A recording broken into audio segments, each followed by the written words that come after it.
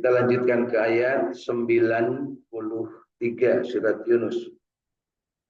Walaqad bawwa'na bani Israila mubawwa'a shidqin warajaqnahum minal thayyibati fama talafu hatta ja'ahumul ilm.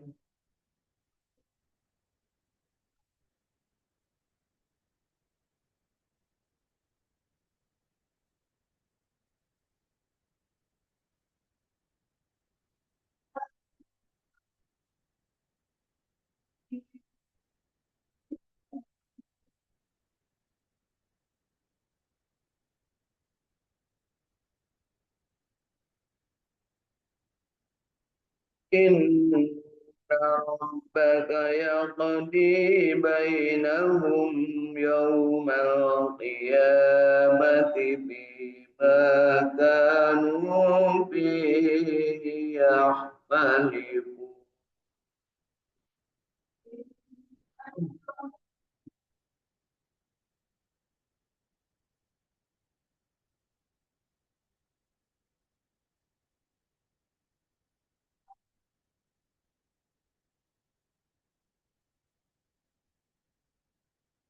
فإن كنت في شك مما أنزلنا إليك فاسأل الذين يقرؤون الكتاب من قبلك.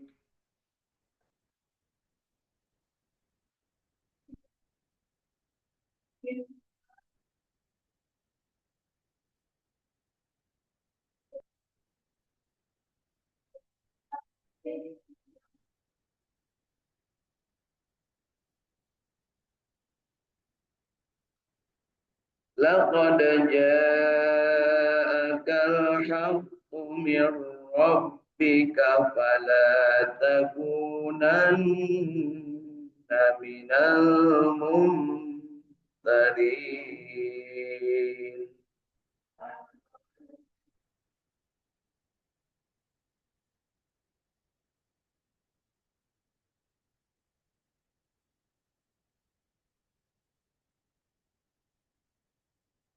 ولا تكونن من الذين كذبوا بآيات الله فتكون من الخاسرين.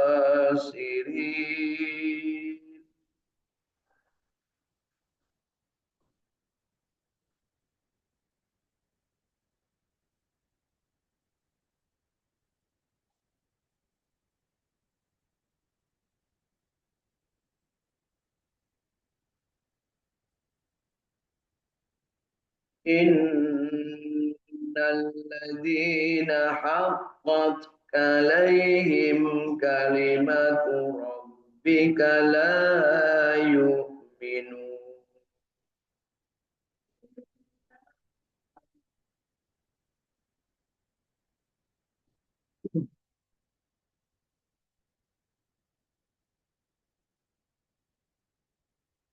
ولو جاءتهم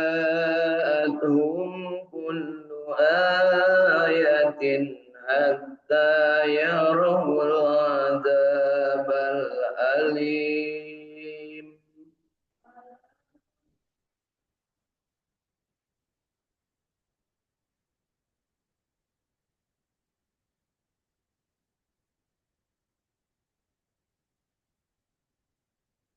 فلولا كانت قرية آمنت فنفعها إيمانها إلا قوم يونس لما آمنوا.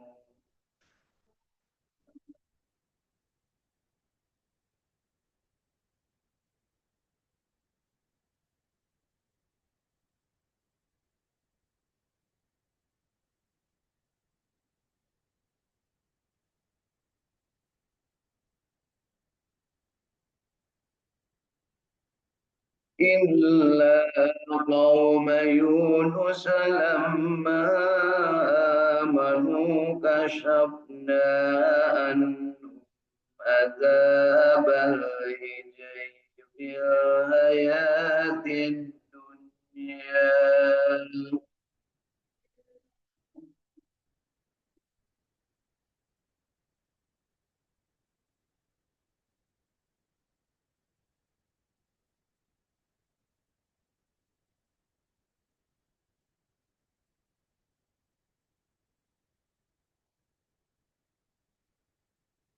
لما آمنوا كشفنا عنهم عذاب الخزي في الحياة الدنيا ومتعناهم إلى حين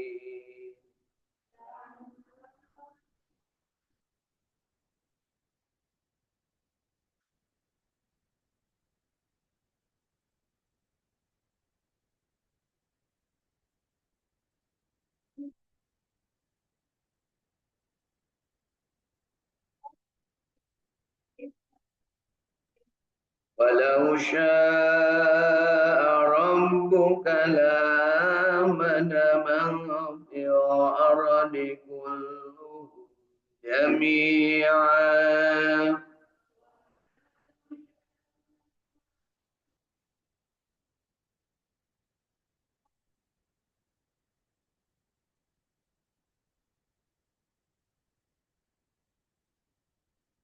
فأنت تكره الناس حتى يكونوا مؤمنين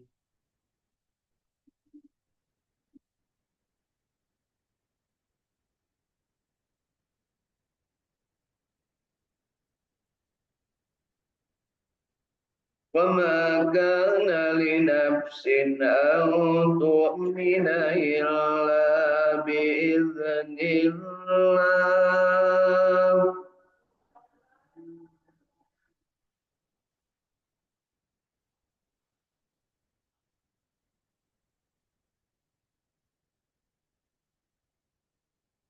فيجعل الرجس على الذين لا يعقلون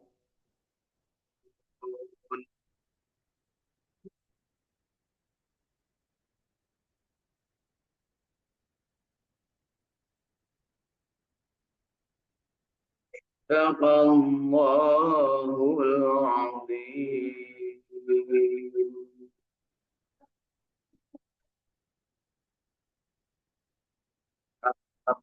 Alhamdulillahirrahmanirrahim.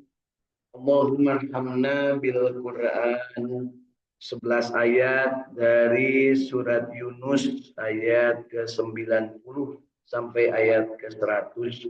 Mudah-mudahan bacaan kita yang baiknya, yang benarnya diterima oleh Allah Subhanahu wa taala sebagai amal ibadah, dan yang salahnya tentu saja kita bermohon Allah mengampuni kesalahan kita dari bacaan kita, baik secara sengaja ataupun karena kekurangan ilmu, kondisi badan, ataupun karena sedang dalam keadaan yang tidak bisa membaca huruf dan ayat dengan sempurna.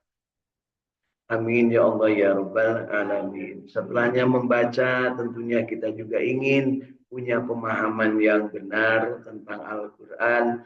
Mudah-mudahan Allah Subhanahu wa taala memberikan petunjuk dan bimbingan kepada kita untuk mampu memahaminya secara benar, sehingga kita juga mampu mengamalkannya secara benar sampai dengan mendapatkan kenikmatan dari amalan kita, dan kita mampu menyebarluaskan, menyampaikan apa yang ada dalam Al-Quran. Setelahnya kita membaca, memahami, mengamalkan, dan menikmati. Kita juga ingin menyempurnakan dengan mengajarkan kepada yang lain, menyampaikan kepada yang lain, memviralkan, mendakwahkan kepada yang lain. Tentunya dengan bekal menasihati diri sendiri untuk tetap dalam ketakwaan, dan kita juga mengajak orang lain dalam ketakwaan. ittaqullah haqqa tuqatih wa la tamutunna illa wa antum muslimun. Mudah-mudahan kita mendapatkan petunjuk di dalam ketakwaan yang sebenar-benarnya takwa, kemudian kita juga tidak mati kecuali dalam keadaan sedang beriman, sedang berislam, menjadi orang muslim yang sempurna, yang paripurna. Yuk kita bermohon kepada Allah dengan bantuan kitab tafsir Ibnu Katsir, mudah-mudahan kita termasuk yang diberikan kemudahan. Kita awali dari membaca di ayat ke-90. Dan kami memungkinkan Bani Israel melintasi laut. Ini kisahnya Nabi Musa membawa Bani Israel. Konon jumlahnya itu banyak, 800.000 yang melintas itu ya, dibawa oleh Nabi Musa. Semalaman berjalan dari Kairo, ya, dari ibu kota Mesir, dari daerah situlah gitu ya, di dekat istananya Firaun, kemudian berkumpul, kemudian menuju ke arah timur. Ke arah timur karena diperintahkan oleh Allah untuk menuju ke tempat nenek moyang Bani Israel. Siapa nenek moyang Bani Israel? Nabi Yakub ya alaihi salam. Nah, disuruh berjalan ke arah timur. Sesampainya di laut, ku kabarkan semuanya. Nah, siapa yang nyanyi itu, Bu? A.A. Ebit, Bu, ya.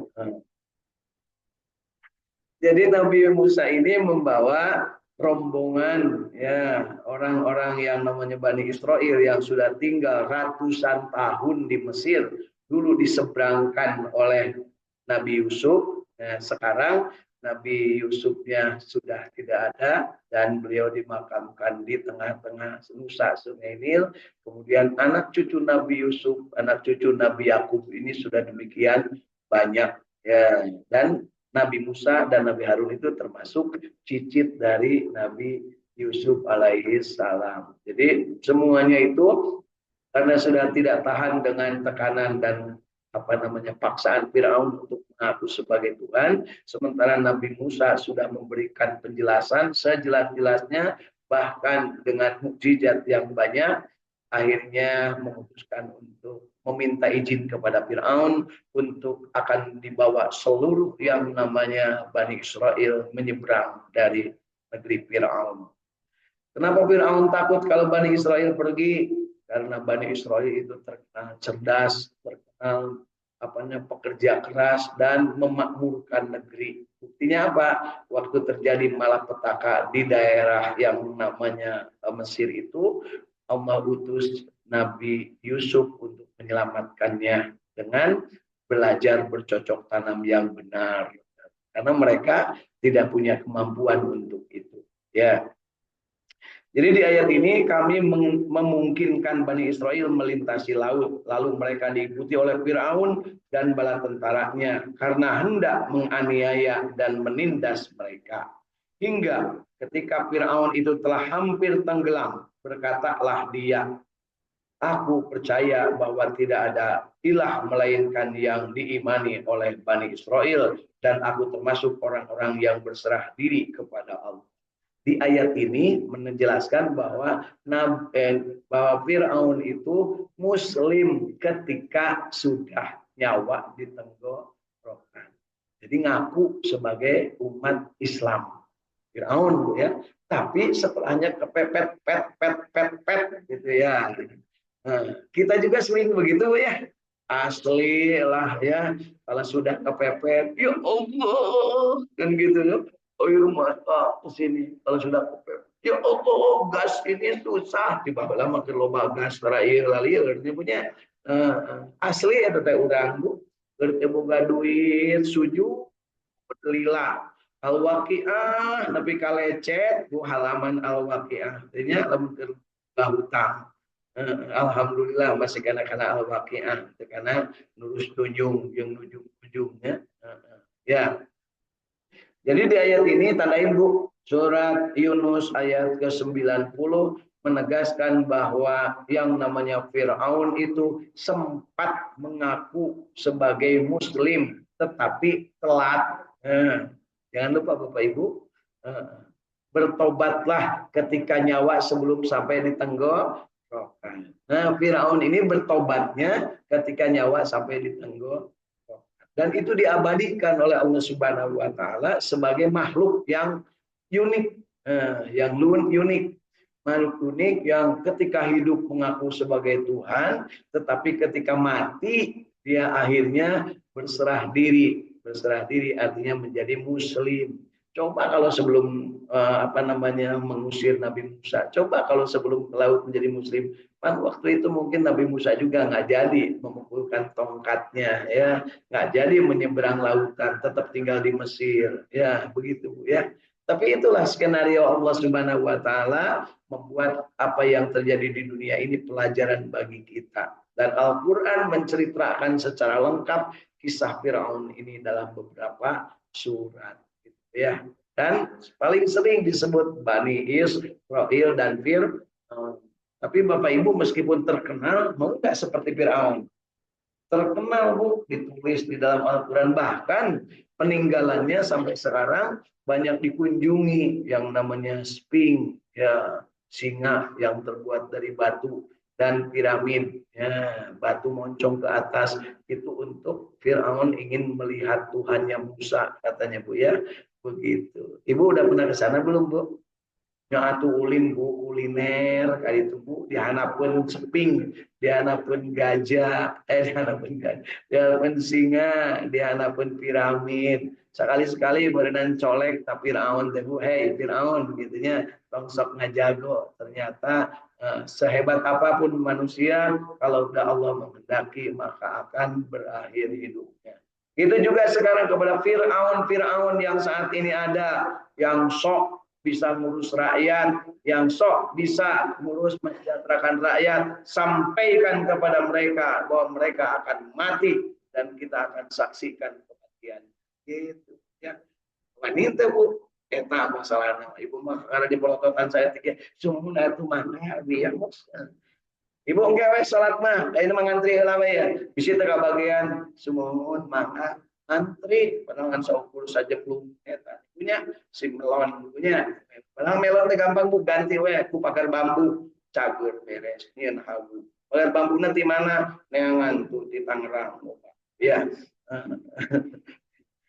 Jadi kita harus menyadari nih apa ini cerita tentang melon itu ya, itu dalam rangka mengalihkan isu supaya pagar rame, jadi barali karena melon.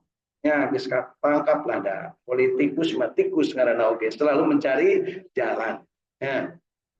Mudah-mudahan Allah memberikan kesejahteraan kepada bangsa kita ya, diberikan solusi yang terbaik. Dan alhamdulillah Presiden Prabowo sudah mengambil beberapa langkah untuk menertibkan, mudah-mudahan ya. Apakah sekarang baru kamu percaya? Jadi Allah Subhanahu wa taala ini berikan informasi kepada kita.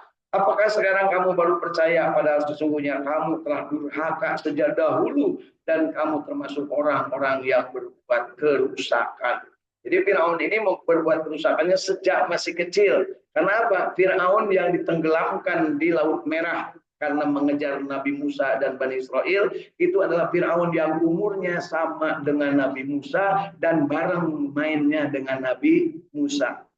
Jadi ketika Nabi Musa lahir, di sana juga di istana pamajikan raja Pengarana Permaisuri juga lahirkan anak gitu Bu ya. Nu hiji malahirna di istana, nu hiji malahirna di hulu sungai Nil ya, di kegelapan malam. Kemudian karena disuruh dibunuh setiap yang lain dari Bani Israel yang laki-laki, maka pada saat itu dipalitkeun ya, dipalitkeun teh lain ke Sungai Citarum, lain ke Cimanuk. Saya mah pasti nyangsang kayak di Bandung ya, gitu. Sebab jadi loba sampah. Nah, iya mah di Sungai Nil. Nah, kemudian dikukut ku salah seorang istri dari Fir'aun. Siapa salah seorang istri Fir'aunnya Bu? Siti Asyiyah. Apa lah tuh Bu? Ya, saha ngurus Nabi Musa teh Bu? Pamajikan Firaun nuka sabaraha tong nanya, nah loba pamajikan Firaun ya. Nah, jadi lamun aya lagi lupa pamajikan anak eta teh lain Firaun Bu etamanya bisa jadi muslim anu sae nu bager pamajikanna dipercaya ku istina nambah ternyata ku istrinya dipercaya nambah disebut nama teh bari nyelekit karena hati yang teguhnya da istri malah mun dicandung cenah Bu cek Bu Edi yang cek Bu Edi punya istri malah mun dicandung nya biasanya teh sok lebih dekat kepada Allah jadi lamun utara dicandung namun hayang lebih dekat kepada Allah menta dicandung kita ngajarin tetep Bu Adam ya Allah itu nyeri mual benang di ubaran tak gitu kan Bu ya itu teh jelema anu dicandung gitu Bu. Ya jadi di sini sebutkan maka pada hari kami menselamatkan badanmu supaya kamu dapat menjadi pelajaran bagi orang-orang yang datang sesudahmu dan sesungguhnya kebanyakan dari manusia lengah dari tanda-tanda kekuasaan kami. Jadi Firaun itu sengaja diselamatkan badannya, artinya utuh sampai dengan sekarang badannya tetap ada Bu ya dan tidak akan musnah sampai dengan kiamat atas kehendak Allah untuk jadi pelajaran bagi kita bahwa yang namanya manusia yang sebaung-baungnya manusia bahkan mengaku menjadi Tuhan itu ternyata matinya itu seperti itu calawat bari molotot cenah Bu da abdi ge harita teh didinya tong nanyakeun keselak Bu kemasukan air kalau airnya cuma segelas ada madunya ada tehnya bari jeung hangat ya bagus dong bismillah. Awas kan Bu ya? Yang mah keselak Bu. Habis keselak itu, oh ternyata Tuhan Musa benar. Ya, hanya dengan air sedikit dia mati. Ya, gitu ya. Jadi kesombongan Nabi Musa, kesombongan Firaun kepada apa yang sudah disampaikan Allah melalui Nabi Musa dan Nabi Harun itu tidak ada artinya hanya dengan tetes air yang menjadikan mereka Firaun tersedak dan mujiar gitu ya. Sanes maut Bu Firaun mujiar gitu ya. Kemudian dilanjutkan di ayat ke-93-nya dan sesungguhnya kami telah menempatkan Bani Israel di tempat kediaman yang bagus dan kami beri mereka rezeki dari yang baik-baik maka mereka tidak berselisih kecuali setelah datang kepada mereka pengetahuan yang tersebut dalam Taurat. Sesungguhnya Tuhanmu akan memutuskan antara mereka di hari kiamat tentang apa yang mereka perselisihkan. Jadi Bapak Ibu, Bani Israel setelahnya menyeberang dari negerinya Fir'aun, menyeberang Laut Merah, kemudian ke negerinya yang namanya negeri Kan'an atau Kirik, ya Kan'an, kemudian Kan'an, dan kemudian sekarang terkenalnya belahan negeri Palestina.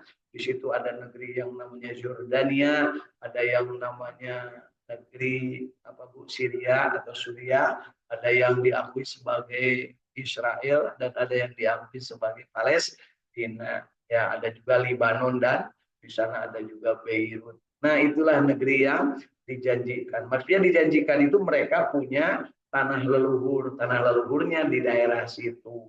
Karena Nabi Ibrahim berumah tangga dengan Siti Sarah dan Siti Hajar di situ.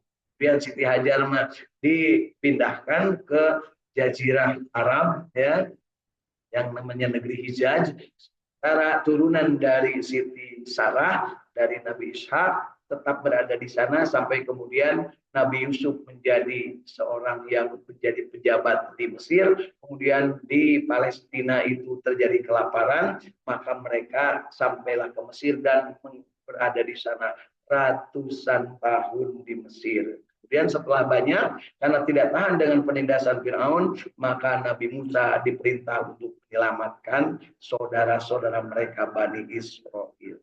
Begitu nyebrang, diberikan kemudahan, kesenangan, segala sesuatu, bahkan tidak usaha-usaha juga, diberi dengan manna, wassalwa, makanan dan minuman. Kemudian mereka akur, mereka baik-baik saja.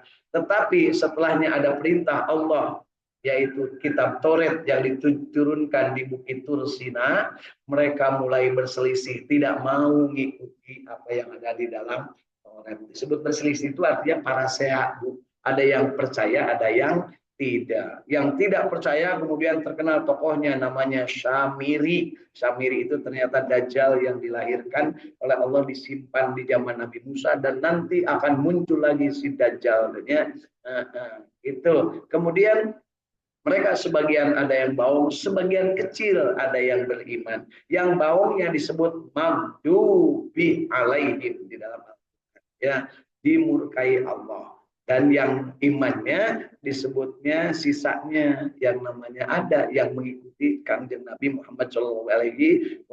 Jadi Bapak Ibu, Yahudi juga ada yang masuk Islam. Kemudian nanti ada pengikut Nabi Isa yang disebut Nasoro, ada juga yang masuk Islam. Fir'aun saja masuk Islam, hanya hari ibu untuk Islam, ibunya Islam abdi mapa tapi lamun keur kapepet unggul, mun keur bunga manteu sok minang poho kata ibunya.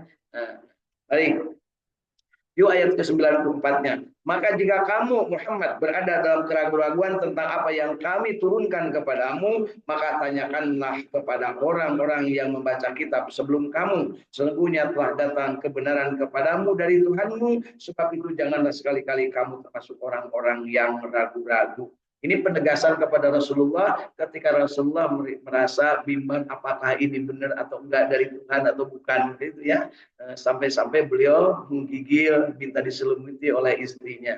Nah, penegasannya bahwa apa yang kamu terima, apa yang kamu alami, itu semuanya sudah tertulis dalam Taurat, Injil, dan Zabur. Gitu ya. Nah, dan kemudian ditanyakan oleh Siti Khadijah kepada ahli kitab, pendeta Nasrani. Tapi di sini jangan lupa, bukan berarti Siti Khadijah kemudian umat Nasrani, bukan begitu Bu ya. Beliau selalu minta nasihat kepada orang Arab. Orang Arab waktu itu yang ada adalah ahli kitab Nasrani yang di Mekah. Sedangkan di tempat lain termasuk di Syam, ya, di Palestina banyak ahli-ahli kitab Yahudi, ya, gitu ya. Dan orang-orang Yahudi itu tahu ahli-ahlinya bahwa ada manusia yang kelak akan jalan-jalan ke Palestina, ke Sam, ke negeri Sam, dan ketika jalan-jalan mereka melihat dari atas gerejanya, dari atas kuilnya bahwa loh, sebentar, kok ada orang jalan kaki, ya, orang jalan kaki, tapi di atasnya selalu ada awan yang menaungi. Langsung dicari di kitab. Apa itu? Nah, kan kita juga sama Bu, sok ditinggal ibu kami ayah kila-kila mencek Bu Adam. Mun ayah kila-kila belah ditu ayah katomiri, belah dia ayah berarti di dinya teh ayah widadari keur mandi. Akhirnya patagu teh lumpat muda widadari. Padahal di imah geus ayah. Tingali we di imah ge semprot make cai pasti istri teh siga katum. Nah, gitu ya. Nah, jadi ada tanda-tanda yang aneh ketika seseorang jalan kaki bersama kabilah dari Mekah. Akhirnya dia nanya, panggil mana pimpinannya? Pimpinan dari Mekah waktu itu siapa Bu? Abu Thalib, pamannya Nabi, komandannya. Nah, dengan Abu Thalib ini dibawalah seorang anak yang usianya waktu itu baru belasan tahun. Ya. Hei, kamu sini pimpinan. Nah, diajak kajero. Sebenarnya yang bersama kamu siapa saja sih? Disebutkan anak saya ini jangan bohong kamu. Nah, yang anak itu tuh, yang itu siapa? Kata Abu Thalib, itu anak saya. Kebiasaan paman kanu alus Bu kepada Allah, kepada ponakan yang baik biasa sebut itu anak saya kan gitu punya. Tapi kalau ngomong goreng mah teuing eta teh anak saha kan punya. Ya, apalagi kalau udah ada aparat penegak hukumnya begitu ditangkap bukan ada tuamu padahal eta teh alona sorangan. Kemudian dipesankan oleh pendeta Yahudi ini kamu segera pulang, bahwa anak itu balik karena apa? Kalau ada orang Yahudi tahu dan mereka tahu bahwa yang akan muncul nabi terakhir itu bukan dari golongan Yahudi, maka dia akan dibunuh. Ya. Akhirnya Abi Thalib bergegas menyuruh adiknya Ja'far dan Abbas ya, untuk Ja'farnya anak Abi Thalib, kemudian Abbasnya adiknya untuk ngajak pulang Nabi Muhammad Shallallahu Alaihi Wasallam. Dia diajak balik terjadi Bu arek tinggal di Sam. Kenapa? Nah, kemudian ketika pulang itulah terjadi peristiwa yang luar biasa. Beliau menolong anak dan ibu yang akan dikorbankan untuk dijadikan tumbal. Nah, dan itulah terkenal kisah-kisah itu ya. Baik, jadi di ayat ini ditegaskan bahwa maka jika kamu Muhammad berada dalam keraguan-raguan, Nabi Muhammad saja diberi petunjuk ketika ragu. Dengan apa Bu? Surat yang paling kita kenal. Alam nashrah laka syadrak wa wada'na anka wizraka alladhi anqada dhahrak wa rafa'na laka dzikrak fa inna ma'al usri yusra inna ma'al usri yusra. Jadi Bapak Ibu lamun ragu, lamun bimbang dan ragu. Terus kudu kumaha Bu? Kembali kepada Al-Qur'an dengan baca surat Al-Insyirah. Ada solusi di situ ya. Dan sekali-kali janganlah kamu termasuk orang-orang yang mendustakan ayat-ayat Allah yang menyebabkan kamu termasuk orang-orang yang rugi. Jadi Nabi Muhammad itu harus harus pulang. Harus jangan ragu-ragu dan adanya kitab Taurat, Injil dan Zabur itu benar, tetapi saat ini sudah banyak yang diselewengkan. Itu informasi kepada beliau dari Allah Subhanahu wa taala. Sesungguhnya orang-orang yang telah pasti terhadap mereka kalimat Tuhanmu tidaklah akan beriman. Jadi kepada mereka yang mengikut agama Yahudi dan Nasrani waktu itu dan mereka telah menyelewengkan kitab Taurat, Injil dan Zabur, maka sudah dipastikan tidak akan beriman. Jadi ada ahli kitab yang benar-benar ahli kitab dan ada juga yang ahli kitab yang sudah dipalsukan. Meskipun datang kepada mereka segala macam keterangan hingga mereka menyaksikan azab yang pedih. Ini ingat Bapak Ibu, jangan sampai kita termasuk ayat ini. Jangan sampai kita percaya setelahnya kita menderita. Ya. Dan mengapa tidak ada penduduk suatu kota yang beriman, lalu imannya itu bermanfaat kepada selain kaum Yunus? Tatkala mereka kaum Yunus tidak beriman, tatkala kaum Yunus itu beriman, kami hilangkan dari mereka azab yang menghinakan dalam kehidupan dunia dan kami beri kemenangan kepada mereka sampai pada waktu yang tertentu. Ya. Dan jikalau Tuhanmu menghendaki, tentulah beriman semua orang yang ada di muka bumi seluruhnya, maka apakah kamu hendak memaksa manusia supaya menjadi orang-orang yang beriman semuanya? Dan tidak ada seorang pun akan beriman kecuali dengan izin Allah, dan Allah menimpakan kemukaan kepada orang-orang yang tidak mempergunakan akalnya. Jadi kalau ada orang yang tidak beriman, itu adalah disebutnya orang yang tidak menggunakan akal. Orang yang tidak menggunakan akal, bahasa Bandung nama disebut belegu. Ya, jadi orang belegu itu tidak menggunakan akal. Itu teh sungai teh jero ngancrup atau tikerebeknya disebut teh belegu dari maneh kan gitu ya. Motor teh bensinan terus di selah eta teh belegu ya Bu ya. Yang namanya kalau tidak belajar tidak akan pinter atau anger teh diajar eta teh belegu. Jadi yuk kita jangan jadi orang belegu. Kemudian di sini tegaskan bahwa umat Kangjeng Nabi ya ada yang beriman dan ada yang tidak beriman.